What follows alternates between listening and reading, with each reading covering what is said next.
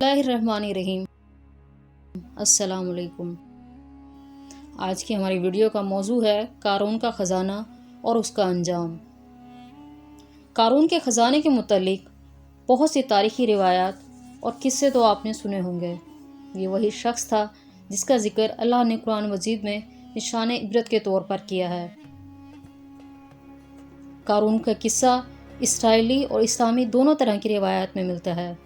یہ بنی اسرائیل کا امیر ترین شخص تھا جس کے خزانے کی کنجیاں 300 اونٹوں اور خچروں پر لادی جاتی تھی۔ ہر کنجی چمڑے کی بنی ہوتی تھی جو ایک خزانے کی چابی تھی۔ تاریخ انسانی میں قارون سے زیادہ دولت اللہ نے کسی شخص کو نہیں دی تھی۔ قارون حضرت موسیٰ کے چچا یسور کا بیٹا تھا۔ وہ نہایت ہی حسین اور خوبصورت آدمی تھا۔ یہی وجہ تھی کہ بنی اسرائیل اور قبطی لوگ اسے منور کہتے تھے۔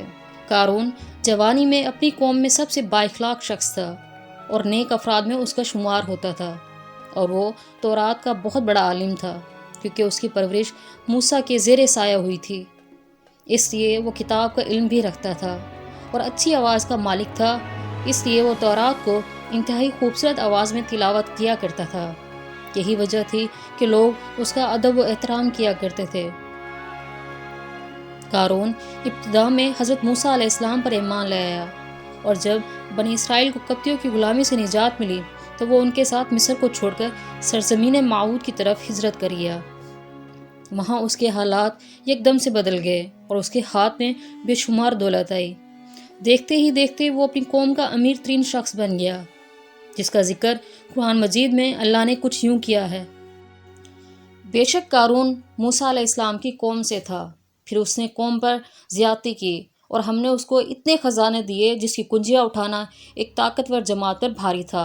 ایک جگہ فرمایا، جب اس سے اس کی قوم نے کہا اتراؤ نہیں، بے شک اللہ اترانے والوں کو پسند نہیں کرتا، اور جو مال تجھے اللہ نے دیا اس کے ذریعے آخرت کا گھر طلب کر اور دنیا سے اپنا حصہ نہ بھول، اور احسان کر جیسا اللہ نے تجھ پر احسان کیا، اور زمین میں فساد نہ کر، بے شک اللہ فسادیوں کو پسند نہیں کرتا۔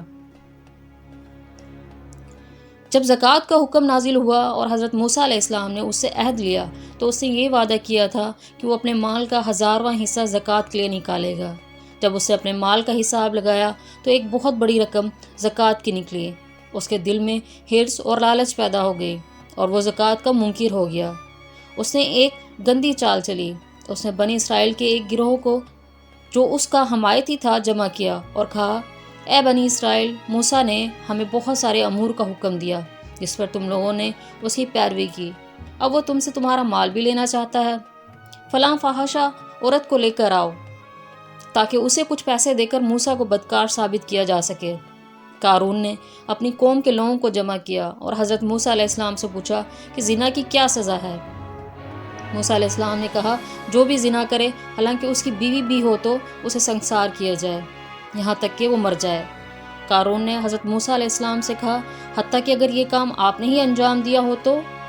حضرت موسیٰ نے کہا، ہاں، حتیٰ کہ اگر اس کام کو میں بھی انجام دوں تو یہی حکم ہے۔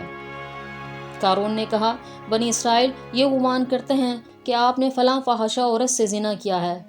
حضرت موسیٰ علیہ السلام نے کہا، اس عورت کو میرے سامنے لاؤ۔ لہٰذا وہ عورت بلائی گئی۔ حضرت موسیٰ نے فرمایا، اے عورت، اس اللہ کی قسم جس نے بنی اسرائیل کے لیے دریا کو پھاڑ دیا اور عافیت و سلامتی کے ساتھ دریا کے پار کرا کر فرعون سے نجات دی، سچ کہہ دے کہ واقعہ کیا ہے۔ حضرت موسیٰ کے جلال سے عورت سہم کر کانپنے لگی اور اس نے مجمع عام میں صاف صاف کہہ دیا، اے اللہ کے نبی، مجھ کو قارون نے کثیر رقم دے کر آپ پر بہتان لگانے کے لیے آمادہ کیا ہے۔ اس وقت موسیٰ علیہ السلام آپ دیدہ ہو کر سجدہ شکر میں گر پڑے اور باحالت سجدہ آپ نے یہ دعا مانگی کہ یا اللہ، قارون پر اپنا قہر اور غضب نازل فرما۔ لہٰذا وہ تمام لوگ جو قارون کے ساتھ تھے اس سے جدا ہو گئے۔ موسیٰ علیہ السلام نے اللہ کے حکم سے زمین کو حکم دیا تو زمین پھٹ گئی۔ قارون اور اس کے پیروکار اس میں دھنسنے لگے اور دیکھتے ہی دیکھتے قارون، اس کا مکان اور خزانہ سب اس زمین میں دھنس گیا۔ جب یہ زمین میں نیست و نابود ہو گئے تو زمین کا شگاف دوبارہ بند ہو گیا۔ قارون کی اس دولت کے متعلق بہت سی تاریخی حکایات نقل کی گئی ہیں اور یہ رہتی دنیا تک قارون اور اس کا خزانہ دنیا کے لیے عبرت کا نشان بنا رہے گا۔